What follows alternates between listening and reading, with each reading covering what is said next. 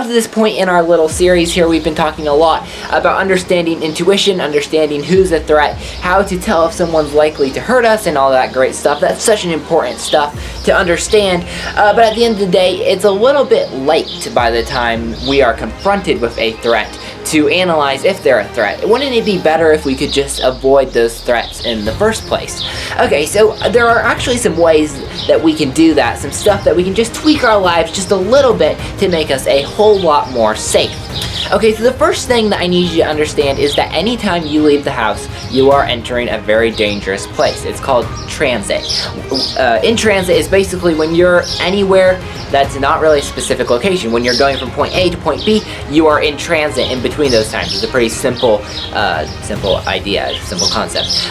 Also, if you're like somewhere like, say, a carnival or a fair or a concert or somewhere like that, you're basically in transit. You're surrounded by strangers. You don't know any of these people. Anybody could be a threat here, and we need to be very careful when we're in this situation, because this is the most dangerous situation that we could possibly put ourselves in, but it's like the most unavoidable situation, okay?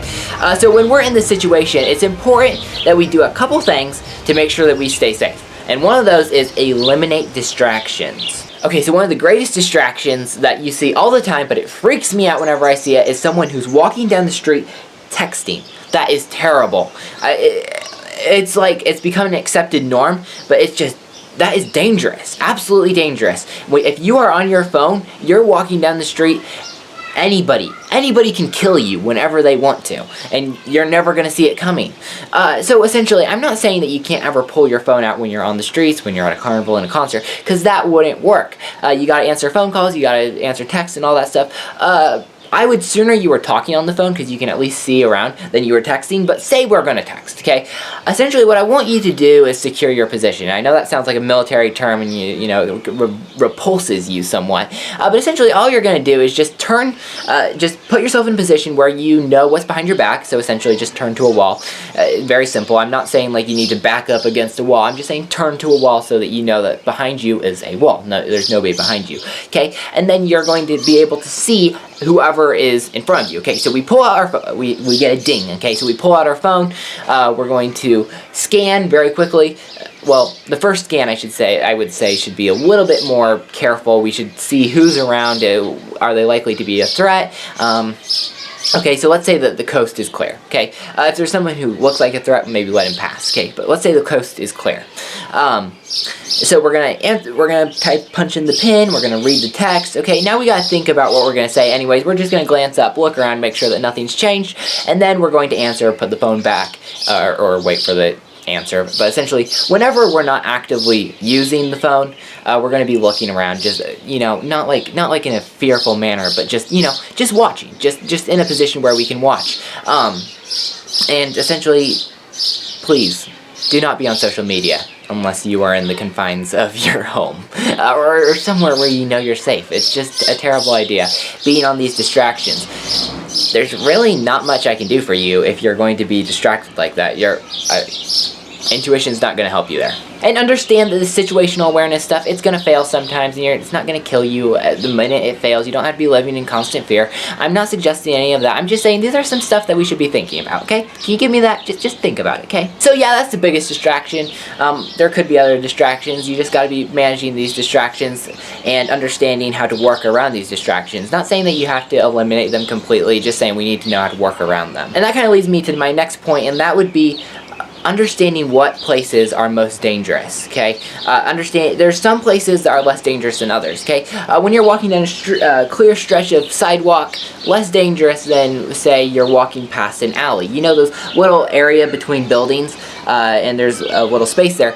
Do you realize how easy it is for someone to hide in there and just grab you and pull you in and do whatever he wants to you? That's it. Those things freak me out. So essentially, you got to be watching those.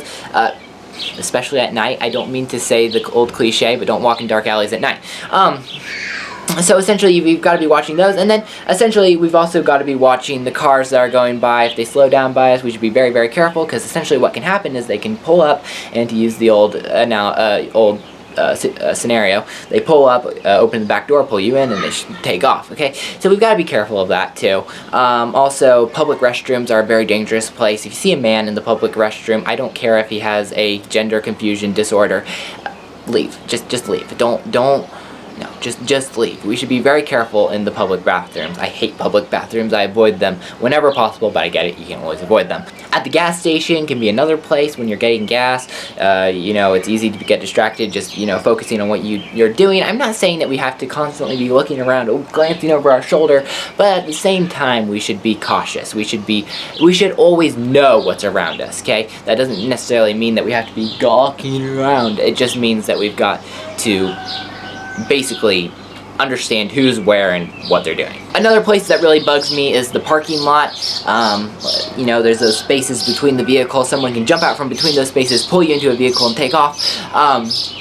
And all manner of stuff like that. So just be watching for stuff that's off while you're walking past vehicles that are on, and someone's just sitting in the driver's seat are always, you should at least keep them in mind.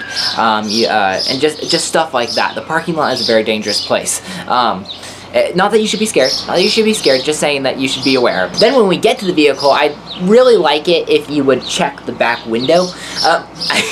Our family drives this 12-passenger van, so to check all the back windows would be basically impossible. So I get the exceptions to the rule. But I mean, like, if you're driving a little sedan, just check the back window.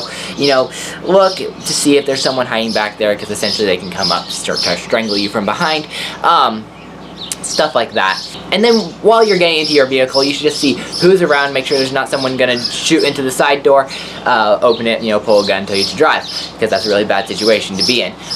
Then when you get into your vehicle, the thing that a lot of ladies do, and I've done it before myself, is they pull out their phone and they start texting, or they answer a text, because they weren't going to be texting while they were walking, but now they're in their vehicle. Okay, now that's okay, but I want you to lock the doors first. Just hit the lock button. I know that's gonna make you feel really weird and paranoid, especially if someone's nearby and they're like, huh? Why'd you just lock your car? No, just hit that lock button, please. When you're focused on that phone, someone can easily come to the side door, open it up, pull a gun, tell you to drive. So yeah, those are kind of my pet peeves for dangerous places. Understand that, when you're walking, you may have walked down this sidewalk 100 times before.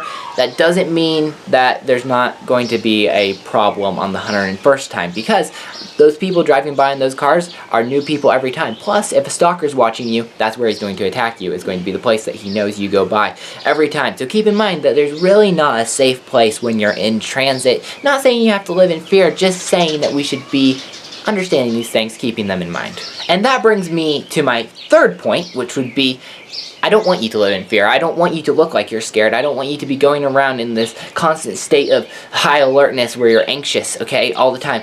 I want you to look confident. I want you to walk with a purpose. Essentially, when you're walking with a purpose, basically you're walking 25% faster. You've got your shoulders squared, you've got a confident look about you. You understand, you have a reason for why you're walking. I don't care if you don't have a reason for why you're walking, but you're still walking like you have a reason for why you're walking. You got a confident look. You just look like you've got it together. You're not like dragging yourself along. I'm sorry, that especially with guys, that's something that really bugs me. When they're like, they just like throw themselves around while they walk, like they can't even keep control of themselves. It's like, good grief. Essentially you've got yourself together. You've got a purpose, and you're not going to be an easy target, essentially. That's what you're telling the world when you do that. I know I already kind of went into this, but I just wanted to reiterate one more time about avoidance, okay? So essentially when we're going, say we're walking down the street, walking through the carnival, we see a problem ahead, we see maybe a guy that makes us uneasy, and he's in the way, and you're gonna feel kind of guilty and kind of paranoid, embarrassed if you intentionally ignore him and avoid him. But essentially, like I said, there's nothing rude about keeping yourself from getting killed. So essentially, it's like that. You see a group of young guys standing at a street corner, just avoid them, just go around them.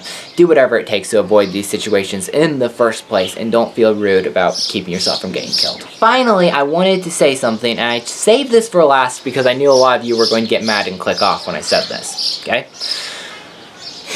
take it from me as your adopted brother, okay? If you don't get that, you gotta watch the first video, okay? Take it from me as your adopted brother. I just am saying this because I have to say it. If you're trying to get attention from the opposite sex, you're going to get it, and it's not going to be good. So, how you dress matters, how you act matters, how you talk matters, okay? If you're throwing yourself at guys, eventually you're going to throw yourself at the wrong one.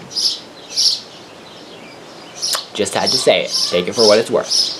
So for those of you who are left, those are my tips for staying safe on the street. However, sometimes these things can fail. Like I said, we can't constantly be doing all these things. Sometimes we forget, and let's say that these things fail. What are we going to do next? Well, that's what we're going to be talking about next time. We're going to be talking about how to knock bad guys in the noses, leave them in little heaps on the ground, and it's going to be so much fun. Can't wait to see you in the next video of this series of Ladies Self-Defense with Nebraska Farm Boy.